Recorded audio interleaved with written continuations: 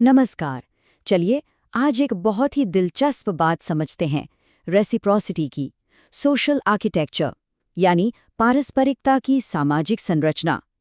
ये उन छिपे हुए नियमों के बारे में है जो हम इंसानों के बीच सहयोग को, कोऑपरेशन को कंट्रोल करते हैं। तो आइए इसमें गहराई से उतरते हैं। सोचिए, लगभग 2500 साल पहले कन्फ्यूशियस ने एक कितनी गहरी बात कही थी कि पूरी जिंदगी का मार्गदर्शन एक शब्द से हो सकता है, और वो शब्द है रेसिप्रोसिटी।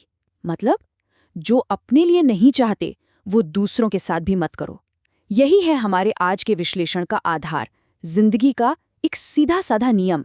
लेकिन सवाल यहाँ ये उठता है, एक इतना सरल व्यक्तिगत सा नियम आखिर पूरी की पूरी सभ्यताएं, पूरी सिविलाइजेशंस कैसे खड़े कर देता है? मतलब जो नियम एक इंसान के लिए है वो लाखों करोड़ों लोगों के समाज को एक साथ बांधकर कैसे रखता है? और बस यहीं से शुरू होती है एक एवोल्यूशनरी पजल, यानी विकासवादी पहेली। इसे कहते हैं सहयोग का विरोधाभास। हमारी जो ये सामाजिक प्रकृति है ना, वो अपने आप में एक बहुत बड़ा वैज्ञानिक रहस्य है।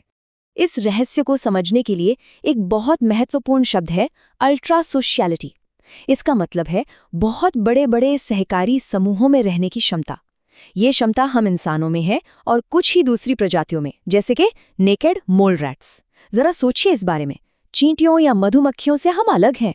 वहां सहयोग रिश्तेदारी पर आधारित होता है, लेकिन इंसान, हम तो उन लोगों के साथ भी सहयोग करते हैं जिनसे हमारा दूर दूर तक कोई रिश्ता नहीं होता।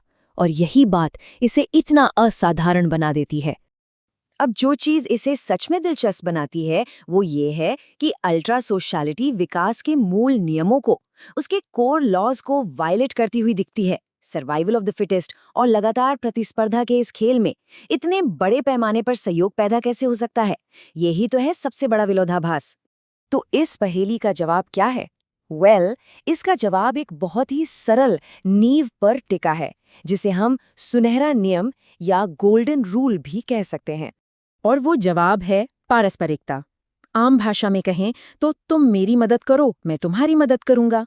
यही है सहयोग का सबसे बुनियादी रूप, जहां दो लोगों के बीच एक सीधा सौदा होता है। लेकिन कहानी इतनी सरल नहीं है। अब देखते हैं कि यह सिस्टम कैसे और जटिल होता जाता है। इसमें एंट्री होती है रेसिप्रोसिटी विद अ वेंजेंस की, मतलब बदले की भावना के साथ पारस्परिकता। यहाँ पर इंसानी भावनाएं इस सरल से नियम को कई गुना ज्यादा शक्तिशाली बना देती हैं। तो देखिए, एक तरफ है सरल पारस्परिकता, एक साधारण सा लेन देन, टिट फॉर टैट। लेकिन दूसरी तरफ है एम्प्लीफाइड रेसिप्रोसिटी। जब इस सिस्टम में कृतज्ञता यानी ग्रैटिट्यूड और बदला यानी वेंजेंस जैसी भावनाएं जुड़ जाती हैं, तो ये सिस्टम सुपरचार्ज हो जाता है। फिर ये सिर्फ एक बार का लेन देन नहीं रह जाता, बल्कि एक लंबे समय तक चलने वाला सामाजिक बंधन बन जाता है। तो ये सिस्टम चलता कैसे है? दो शक्तिशाली भावनाओं से। कृतज्ञता सहयोग को पुरस्कृत करती है, जबकि बदले का डर धोखा देने वालों को, चीटर्स को दंडित करता है। बिल्कुल गाजर और छड़ी वाली नीति जो इस सिस्टम को बहुत बहुत प्रभावी बनाती है। ठीक है, तो ये छोटे समूहों में तो काम कर जाएगा, लेकिन जब समूह बड़ा हो जाए तब क्या? वहीं पर पिक्चर में आती है गॉसिप यानी गपशप। यही है वो सामाजिक प्रवर्तक जो सहयोग को बड़े पैमाने पर लागू करती है। और इसके आते ही नियम विकसित हो जाता है। तुम मेरी मदद करो से बढ़कर अब ये हो जाता है कि तुम उसकी पीठ में छुरा घोंपोगे तो मैं तुम्हारी पीठ में छुरा घोंपूंगा। समझ रहे हैं? ये है थर्ड पार्टी एनफोर्समेंट। यहाँ प्रतिष्ठा का, रेप्यूटेशन का कॉन्सेप्ट आ जाता है। अब किसी का व्यवहार सिर्फ दो लोगों के बीच की बात नहीं रहा, पूरा समाज देख रहा है। और पता है सबसे दिलचस्प बात क्या है? रिसर्च बताती है कि हमारी ज्यादातर गपशप, सोचिए लगभग 70%, सामाजिक और नैतिक नियमों के उल्लंघन के बारे में होती है।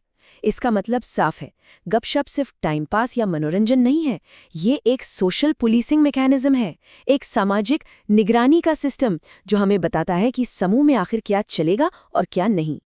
तो गपशप की दोहरी भूमिका है।